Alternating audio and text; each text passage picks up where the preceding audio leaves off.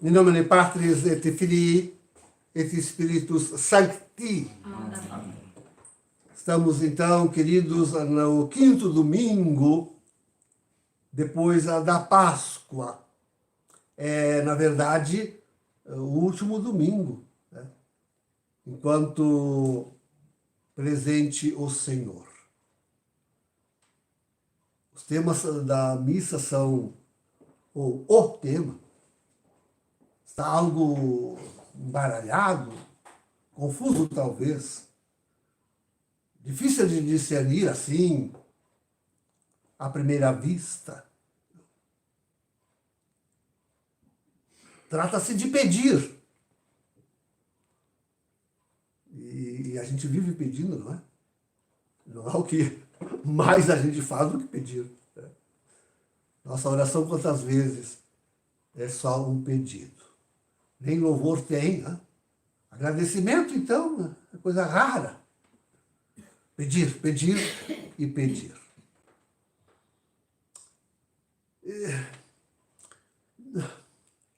Tentar elucidar um pouco aquilo que podíamos chamar de certa confusão. Pelo menos os apóstolos estão confusos, hein? Porque Jesus lhes fala em parábolas. Ao menos eles estão um pouco... Se vós não estáis, ao menos eles estavam um pouco confusos por causa das parábolas. Então, para entender isto bem, é preciso ir ao fim da leitura, da perícopa, ali onde Jesus e os apóstolos agora sim tu falas abertamente, onde Jesus diz que ele saiu de Deus, veio ao mundo, agora deixa o mundo e volta para o Pai. Então nós devemos dizer, sim, que Jesus em sua própria pessoa é uma parábola de Deus. Jesus em sua própria pessoa é uma parábola de Deus. Porque ele nos revela a Deus, porque ele nos leva ao Pai. É uma parábola de Deus. A parábola é aquela, tem uma mensagem central. E essa mensagem central é que desvenda toda a parábola. Jesus disse, aliás, aí, né? Quem não crê e não me ama, essas duas coisas, hein? Quem não crê em mim e não me ama, quem não crê em Jesus e não o ama, não recebe a revelação claramente, abertamente, como Jesus hoje já faz. Vim do Pai, volto ao Pai. Vim do Pai, volto ao Pai. Então, não compreende que Jesus é de Deus, não aceita que Jesus é Deus. Falando em pedido, Jesus diz que até agora ainda não pedistes em meu nome. Pedir em nome de Jesus é usar da sua divindade. É um pedido com força de divindade. Essa que é a questão. Né? O pedido da gente tem que ter força de divindade. O que seria isso? Fácil, né? Quer dizer, tem que estar em consonância com a vontade de Deus. É isso. O nosso pedido deve ser para realizar a vontade de Deus. Esse é o pedido que nós, em nome de Jesus, isto é, na divindade de Jesus, ou seja, divinamente havemos de pedir. E é por isso mesmo que se a gente, afinal, aprende a pedir divinamente, em nome de Jesus, com a força da sua divindade, pronto, Jesus, dispensamos até a oração de Jesus, a oração de intercessão de Jesus por nós. Porque, explica Jesus, o Pai também nos ama. O Pai nos ama. Na verdade, a grande parábola, que fechamos, né? Na verdade, a grande parábola que Jesus vem nos ensinar com a sua divindade Isso é importantíssimo. Na verdade, a grande parábola que Jesus vem desvendar com a sua divindade é esta. Ele, sendo divino, nos ama, e então o Pai, que é Deus, nos ama. Deus nos ama. E se convencidos de que o Pai nos ama, já não temos mais o que pedir. Fecha tudo, né? Aí já não temos mais o que pedir. Porque o que importa mesmo é ser amado por Deus. Ser muito amado por Deus. O que importa mesmo, atenção, o que importa mesmo é ser divinamente amado. E como é que Deus nos ama? Jesus, que é a sua parábola, nos explicita. Isto é, nos ama com a Páscoa, com morte e ressurreição. É assim que Deus nos ama. Com morte, e esse é o amor maior. Esse é o amor maior que Jesus e o Pai nos tem. Ambos nos têm. Este é o amor maior. Então, quando pedimos, queridos, pensamos aí nesses dias sobre tudo, pensamos em primeiro lugar pela Santa Igreja. Pela Santa Igreja de Deus, a Igreja Católica, única Igreja Santa de Deus. Ela é que assume agora ser no mundo a parábola de Deus. Aquela que ama divinamente. Aquela que pede divinamente. Aquela que afirma o amor de Deus pelo mundo. Assim Deus amou o mundo, dando o seu Filho. O nosso problema é que, quantas vezes nós pedimos para que a igreja seja uma falsa igreja, uma igreja só de aparência, uma igreja só de Fausto. Olha Tiago aí na epístola, hein? Tiago sempre é forte na epístola. Uma igreja que faz do socorro aos órfãos e às viúvas uma ideologia. Faz do socorro, olha, faz da caridade, faz da sua pastoral. Faz do socorro aos órfãos e às viúvas. Palavras de Tiago na epístola de hoje. Uma ideologia. Isto é, que sirva para inculcar aos homens um pensamento errado. Um pensamento de que não precisa crer em Jesus.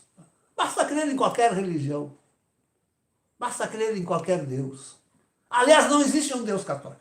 Aliás, sequer existe um Deus católico. Falsa religião. Essa é uma falsa religião. E faz da sua pastoral, da sua caridade, coisa pior do que isso não existe, fazer da própria caridade, fazer do amor, hein? Uma ideologia, e agora vem, uma ideologia para convencer os homens, desculpa eu dizer agora de uma forma muito concreta, para convencer os homens que aquela picadinha é um gesto de amor. Ora, isso é ódio, isso não é amor, isso é ódio. Isso não é religião, isso é uma falsa religião, usada ideologicamente. Isso não pode continuar, queridos. A nossa oração é para que a verdadeira igreja de Deus se afaste desse caminho. Eu ainda não vi um passo decidido, forte, firme da Santa Igreja para se afastar desse caminho. Falso, ideológico. Ainda não vi. Sinceramente, não vi ainda. Estou esperando. Estou cuidando. Estou desejando. Estou rezando. Estou pedindo ao Pai. Pedindo ao Pai que esta se volte a ser a religião verdadeira. Senão o mundo fica sem religião verdadeira. Esse é o perigo. O mundo ficar sem religião verdadeira, porque esta que está aí só alimenta falsidade, ideologia, agendas malditas.